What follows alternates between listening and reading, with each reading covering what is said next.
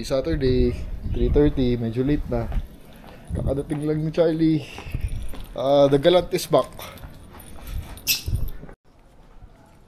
Down pa rin yung 124. Andiyan ni sana yung bagong pyesa. Ito, galing kay Andrew ulit. Pero mali yung, hindi yan yung para sa gearbox na binili natin kay Andrew. Minessage ko na siya. Kasi baka mamaya nagkahalo-halo na yung kanya eh. So sabi ko, kunin ko na lang lahat ng ganyan niya para mapili namin kung ano ba talaga yung para sa kanya. Naka-install na kasi eh. So yan na lang ang kulang para mapa-under na namin to ulit. So di ko pa rin siya magamit dahil dito, no? Anyway, alam na ni Andrew. But for today's video, focus tayo kay Galant. Buhay na siya. Na-overhaul na ni Charlie. Dahil nga, ayan, update with this car. Na balian tayo ng mga valves. Nag-bend lahat. Dahil naputulan tayo ng balancing belt, no? Very delicate part. Actually, pinalitan na namin last year yun. Pero buksan natin yun. Pero naputol pa rin. So sabi, may mga nag-comment, mga expert ata sa Galant. Sabi nila baka mamaya mali yung torque spec, baka masyado mahigpit o masyado maluwag. Wait lang.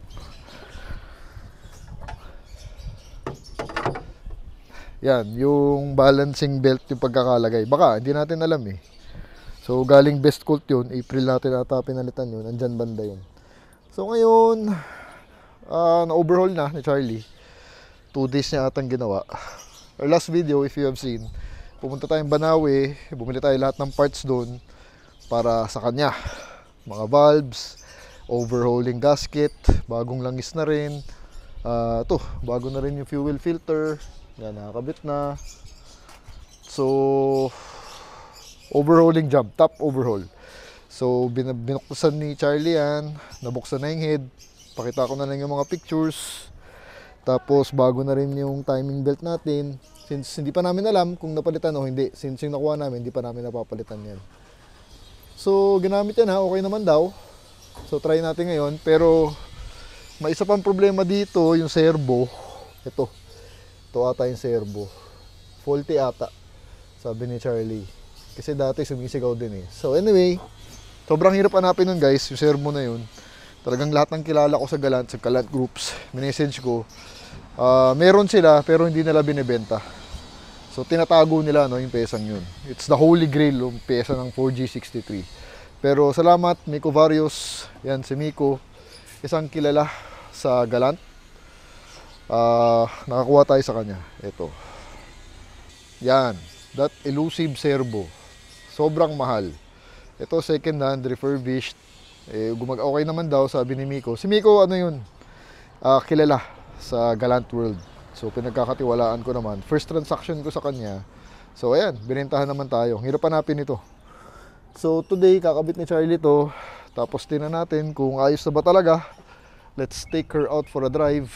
Punta tayong SM, magbibili lang ako mabilis. Gamitin natin to para to see if the car is okay. No? So, this is the first time that I saw the car after maputulan ng belt. Yan, si 4G63. Malinis naman, si Charlie malinis gumawa yun. Bago na rin ang oil, pinalitan natin, ayan, ang linis. Alright, wait lang, shoot natin. Update din pala, pinalitan ni Charlie ng shocks and springs. Tinanggal niya yung lowering. Yan, tumaas ang konti. Kasi sumasayad nga daw. Lalo na pagkasama niya yung family niya. 4 anak nun eh. So sumasayad siya. So tinaas niya ulit. Para kung sa kanya yung pamilya niya hindi sumasayad. Okay lang naman. Ako binabalik ko lang din naman sa stock. Tapos natanggal ito. Ngayon ko lang nakita.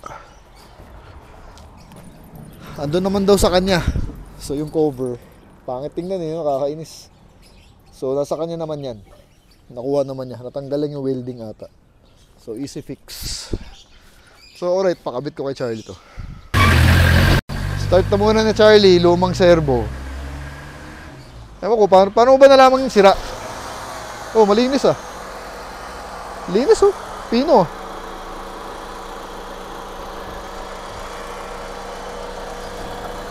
Unang start. Ganda. Tahimik naman.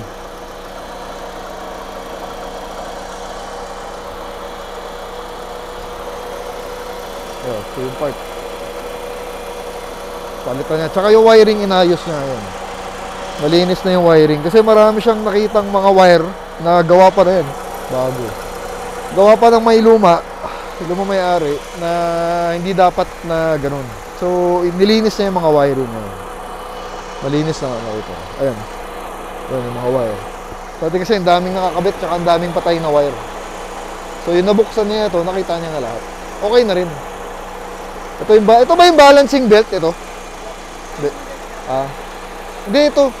Hindi yan? Hindi. Nasa loob, nasa loob. Sa ilalim ng timing. Di makita. So ito pa yung lumang servo. Oh, ganda ng 1,000. Daming gas oh.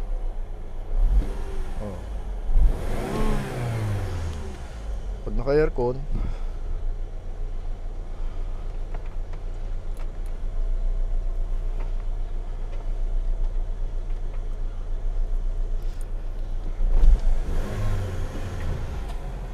ayun.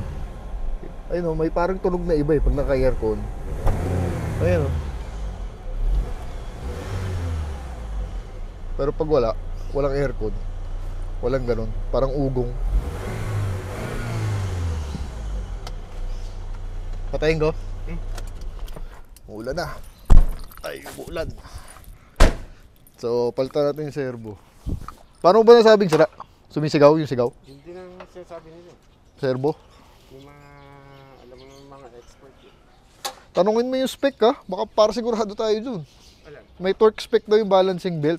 Tapos tama ka, sabi nila wag mo i-delete kasi magbabibrate sa rekta. Hindi mo naman masasobrahan kasi manual ang paghigpit niyan eh. Hindi, may torque spec nga daw sa booklet. Parang merong right amount ng torque. Para hindi masyado mahigpit, hindi masyado maluwag. Yun ang sinasabi nila. Kinukuha ko nga kung anong sukat nun eh. Kailangan natin ng tools. Hindi. Torquing yung tumutunog. Hindi obra. Hindi kaya. Anong tools yun? Ang sinasabi nilang higpit yung sa tighten ng bolt. Pero yung adjustment na pang... Tension daw eh. So, manangaling ka na lang. Huwag na maputulan ulit yan. So, tataka kasi kami, ba't naputol? Hindi, nagtataka lang ako, bet nadurog. Yun ang ano ko doon, bakit siya nadurog. Hindi na namin alam. Sinisisi na si belt coat. Pangit daw yung nakuwang belt. Kaso best coat na yun eh. Sabi ko sa kanya, the best na yun eh. So, tingnan natin. Ito, sana, huwag na maputol. Nakabili siya sa iba. Kumuha siya ng, mura lang naman, 1,000 lang yun. Wala pa 1,000. Nakahanap siya sa ibang shop. So, sana, huwag na maputol. Dahil yun ang kinakatakutan namin. Actually, yung bulbs, mura lang. Mas mahal pa spark plug. Isang bulbs, parang 180 lang isa. So, times 16. Kasi 16 bulb siya. Nakompleto na rin yung mga tornilyo. Papalitan ko kayo. Nagre-rehab yan kasi maluluwang yun.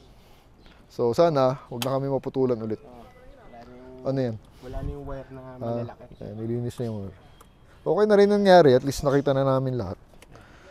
So, maganda na siya. Tsaka okay pa yung piston. Since nga nabuksan niya. Ayos naman. Ito na lang talaga. So, sana, good boy ka. Huwag ka na maputol, ha? Bago na rin yung tensioner. Pinalitan na namin. Sa timing belt, tsaka sa balancing. Palit na, bago. So, dapat okay na yan.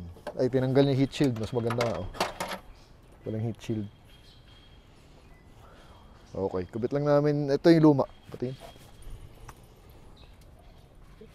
Ito yung bago. Ayan.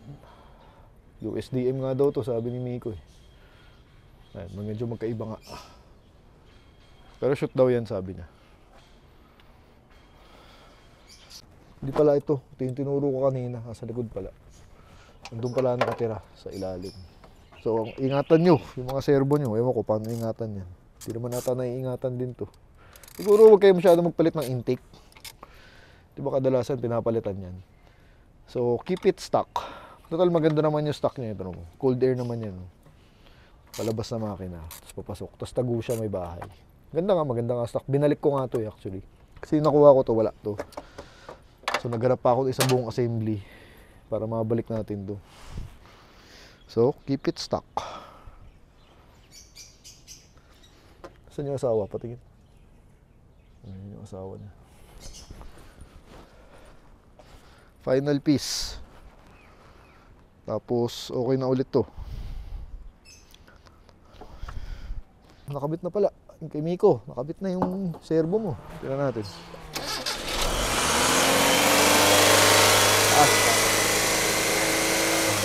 Ayun, oh.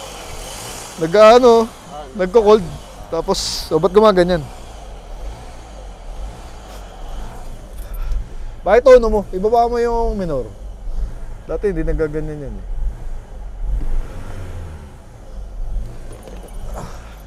Tono. Ito tono yan, di ba? Ibaba mo. Maghahabol yun. Magbabasa ng Binabasa niya?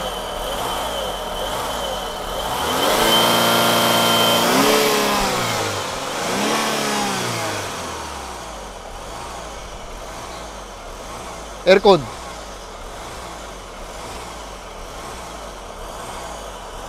O baka kailangan iikot.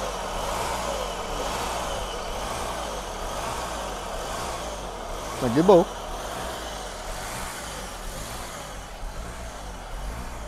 Aircon mo muna.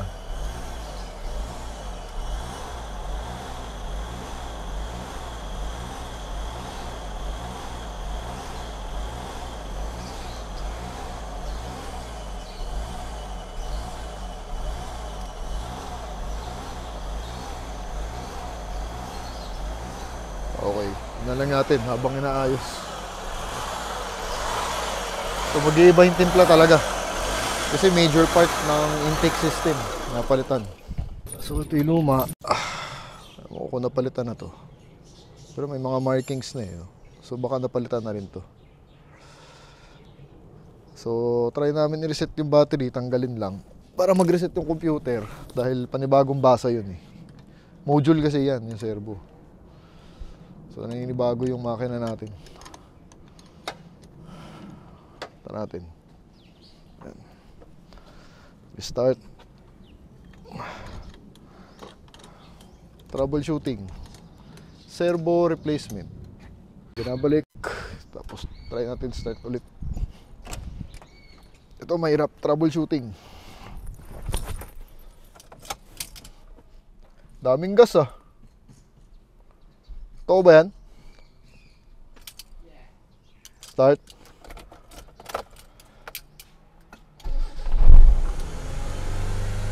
Dati hindi tumataas yan eh. Tapos bababa. Aircon ko ah. Pero din, naka-aircon. Naghahabol. Ikot natin kaya? Ikot. Oo. Ha? Ikot natin? Tingnan natin. Tara. Subukan namin iikot. Init. Ikot na nga natin. Tumaas naman bigla ang minor.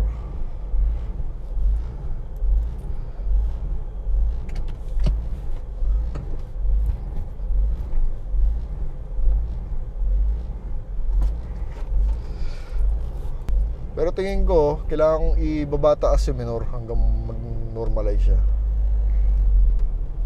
Alam ko ganun yung magtono ng mga ganito. Uy, bigla. Lambot ng clutch, di na ako sanay. First time na dinrive ko ulit, sigkalat after maputulan. Sir pa.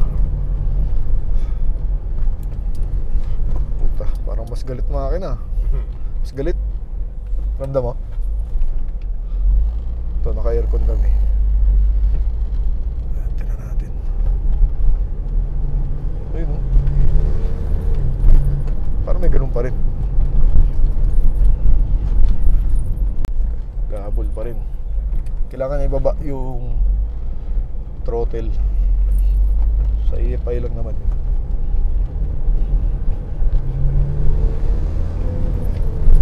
May sigaw pa rin. May konti eh. Pero konti lang ano. Pero ano, galit. Oo. Ang lakas ng nilakas niya. Ewan ko, mas maano mo kasi ikaw yung nagmamaneho nito eh. Pero parang mas Responsive. mas responsive yung throttle. Parang gising na gising, no? Pero may konting sigaw pa rin ang konti. Pag walang aircon, tingnan natin. Ayan, nakapatay yung aircon. Tingnan natin kung sumisigaw.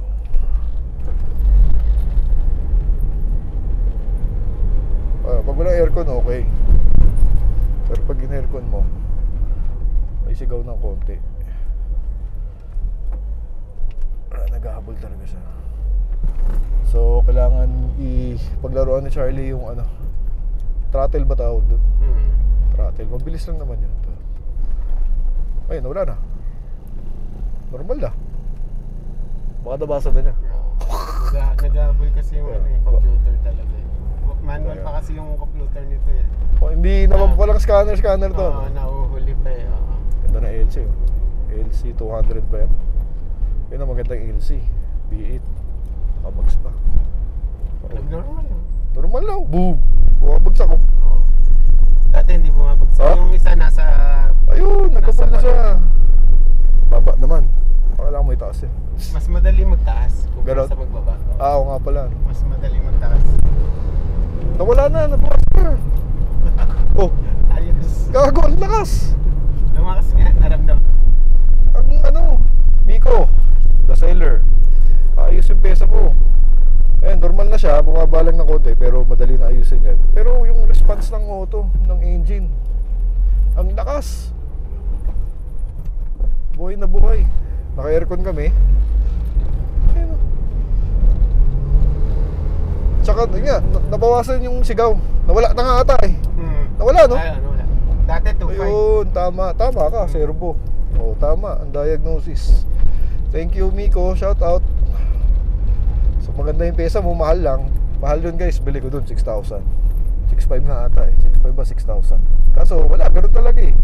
Lahat na may mga meron ayaw magbenta. Tinatago nga nila kasi nga nasisira yata talaga ang servo. Tapos one major component ng engine. Tignan mo naman yung difference. Sobrang ganda. Yun oh. Alam mo nakaturbo ko eh. Yung pinalitan ko dati sa 3.0. Ganda nito. Ito mo, China lang yan. Ang ganda. China lang to yun. Yung mga to, GW. Alam mo, American. Yung pinalitan ko dati sa 3.0 na servo na Super Saloon, Toyota 30. Ah? Brand new? Ah, Buti 30. meron. Ganyan. In-order din nila. Sabi, makakakuha ka talaga sa mga groups. Kaya, buti ngayon may mga groups. Dati kasi wala eh. So, yan. Salamat ulit, Miko. Shoutout. So, kung kailangan nyo ng pesa, lapit lang kayo kay Miko. Tsaka si Miko, alam ko nag-tune yan. Tuner yan ng mga ganito galat. Marunong siya sa makina. So, ayun. Nakabula ng computer. Tama sinabi niya. Babasahin yan. Dahan-dahan yun. Hindi bigla. Ayun, nag-normal lang. So, okay na nga yan. Tataas mo ba yan? Hindi lang. Kaya mas madali magtaas. Walang aircon. No, tumataas siya pag walang aircon. Okay na yan. Mas madali magtaas eh, compare sa baba. Galing oh. Oh, low. Utang yun sa likid ko. Nawala na yung sigaw. Yung RPM nung kanina before natin palitan, hindi ko mababa ng 800. Ganon? Oo. Nasa 900 o nasa 900, 1,000 siya. So okay na ngayon to. Oo. Normal Ayos. siya. Ang Tuwa laki siya. ng- Biglang laki ng- nabuhayan eh. Biglang nabuhayan. Takay na, nahihirapan ako dito sa pesa. Actually, tapos kalikutin yung mga ano eh. Hindi, kaya itong galan, tinalagaan namin to. Sunod talaga dito yung paint job talaga. Kailangan mapinturahan namin to. Para bumalik yung value niya. Okay. Sige. Tuyat yan ah. Ayan oh. Okay. Tuwang-tuwa kami sa servo, Miko. Tuwang-tuwa si ano, Charlie oh. Sobrang galing improvement. Ang lakas niya ngayon. So, parang brand new yung makina, no? Yung hatak niya. So, mamaya, sunduin natin sila misis, gamitin natin. Bababad na lang si Charlie muna rito. Hiramin ko yung auto. Tapos, para matesting din natin. Hindi naman kami titirik. Hindi kami titirik ito ha. Ito gamitin natin. Sunduin natin sila misis ng 5. Puro na eh. Diyan lang, malapit. Ayun. Nakakatawa lang. Natutuwa ako. Grabe yung response. Tsaka ang bilis ni troubleshoot. So pagkakasalpak, kailangan basahin konti ng computer, ECU. Road test mo, kakalma siya bigla. As you have seen. No? Galing, galing. Kakagana tuloy. Gusto ko tuloy hilamusan. Kasi yung pintura talaga bubbles, faded. Ayan, faded. Dito may tulo dati yan. Ayan, bulutong. So naayos na ni Charlie to, wala nang tulo. So, it's a good car to keep. Alright. 5, maandar 124 ayos na yung starter Ngayon ko rin narinig umandar to. 2 weeks. Tugutin mo na lang yung baterya. Take me off doon. Ba't na-draw yan? Konti lang yun. Sandali ko lang. Ha? Tahimik Gusto niya ilangis Gusto niya ilangis. Pino. Dumi nung legs ko. Madumi ba? Yung pa yung muling kaka-restore natin, yung pa yung unang langis nun. Kaya madumi. Oo, umikot na, bago sitting. Tagal lang nga Tahimik Sobrang pino Hindi ganyan dati yan. Dati medyo may ubo-ubo ng konti yan. Yung mga geogram parts, expose ko na. Magtapon ka na. Pinalipat ko yung mga gulong doon. Kasi nakabaranda rito Gusto ko magbaranda ng 2 kotse dito. So, making space. So, overnight muna si Galant sa atin. Gamitin ko ngayon, enjoying ko siya. Yun Aray ko. Lapang gear. So,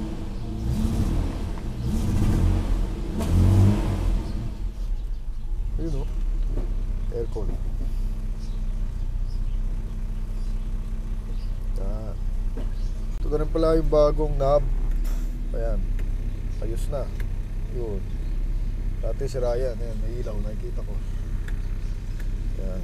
Ito kasi sirain yan So ngayon, ayos na siya. Saka itong si 190E, uwi muna ni Charlie. Palit muna kami. Sa kanya muna to. Dahil baka may pumasok na kotse na naman na bago dito Hiram lang, hiram. Para lang may space tayo. Pahiram ko muna kay Charlie to para magamit niya rin. Matino naman to nag-reach lang. Hindi ko pa na mapaayos yung carburetor ulit. So dun tayo kay Galant. Sunduin natin sila misis. Galant time. Daming gas totoo ba yan? Galing sa full tank yan Sabi ko nga, biglang... Ay, sa Cavite. Galing sa full tank yan Yung nasiraan ka di siya, punta siyang Cavite dapat, kaya marami. Doon siya nasiraan. Boom. Aircon.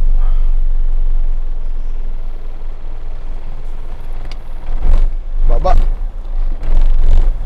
Baba. Tanggalin natin aircon.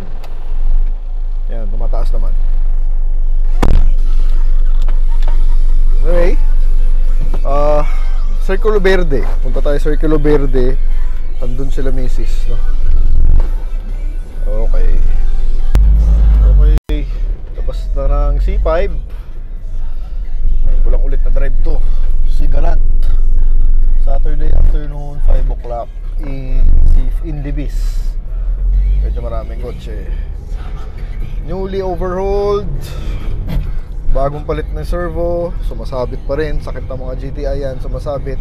Para mawala yun, ang sabi nila, i-short shift mo. Paiksiin mo yan. Yun ang sabi nila, I don't know. Anyway, yan na, Woo! Woo! Sobrang lakas, men. Layo talaga, sa Benz. Iba talaga JDM. Tapos yung pakpak sa likod, nakikita ko. Gwapo. Yan, sunduin natin sila misis sa Circulo Verde. Ngayon lang din sila makakasakay dito. Dahil na kay Charlie nga to, di ba? Medyo mababa lang talaga yung minor. Nanginginig ng konti yung auto. So, kailangan sigurong itaas ng konti ni Charlie. Sabi naman niya, mas madali magtaas kaysa magbaba. Mas mahirap magbaba daw. So ngayon, okay na yung baba niya. Ayun, finally fixed this car. Ayos na siguro. So talagang bodyworks na lang kami papunta this year. So good luck sa budget, no? Bahala na si Batman. Importante, nagagamit niya na ulit. Sana wag ulit maputol yung balancing belt. Yan. Libis. Steering is tight. Secured na secured. Long second gear. Pagkasundo ka lang, misis, simba ulit Sabado. Sabado nga kami kasi nagsisimba.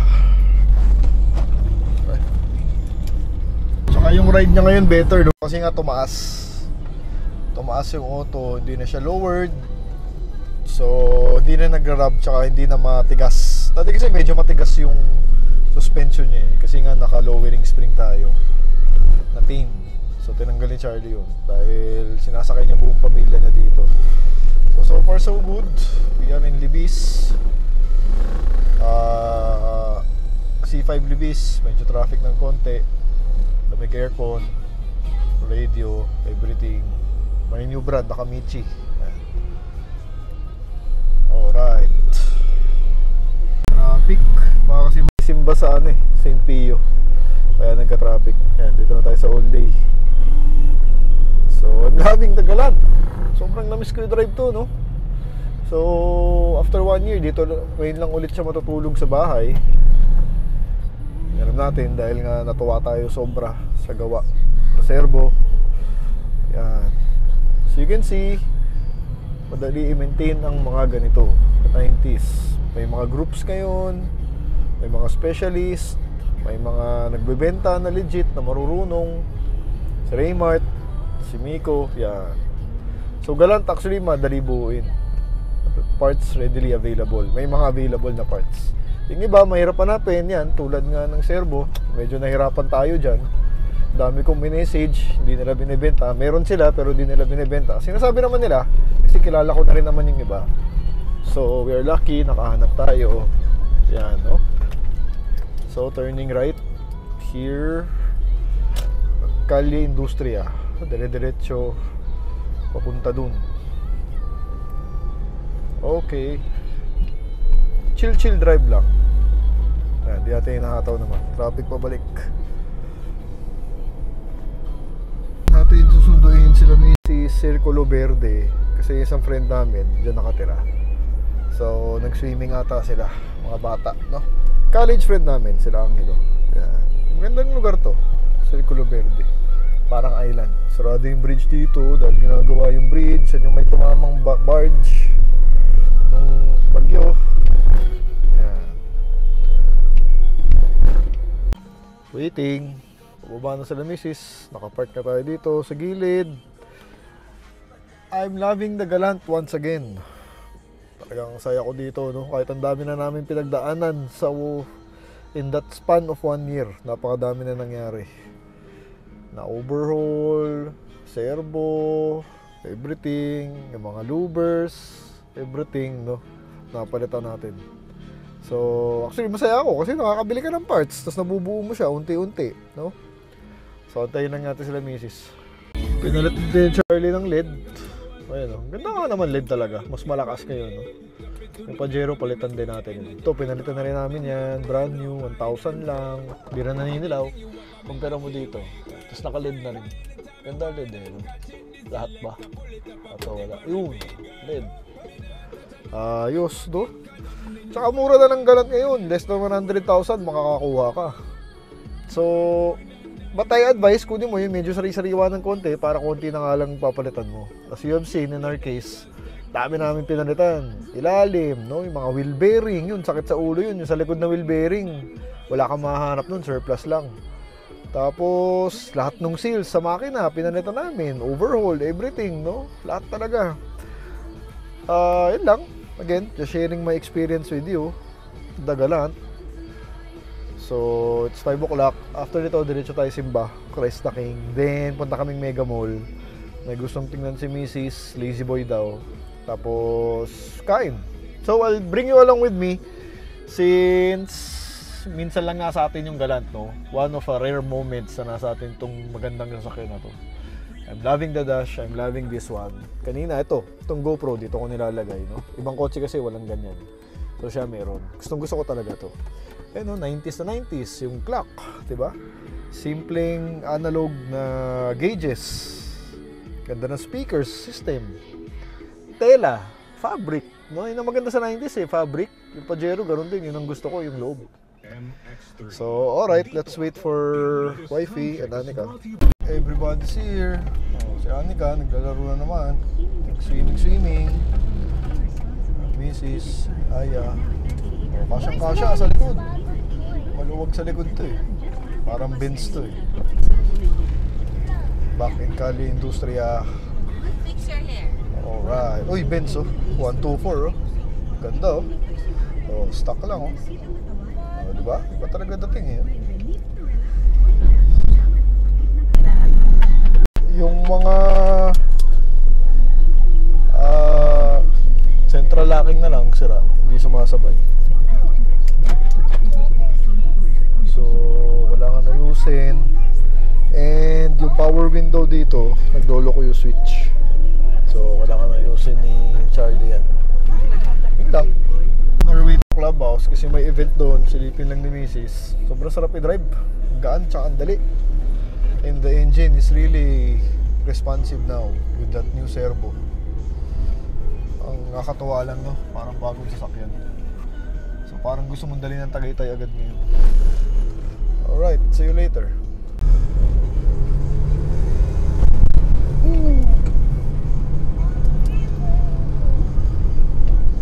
Kulang ang daan. Here in Clubhouse ng Village dyan sa labas sa Giraffe.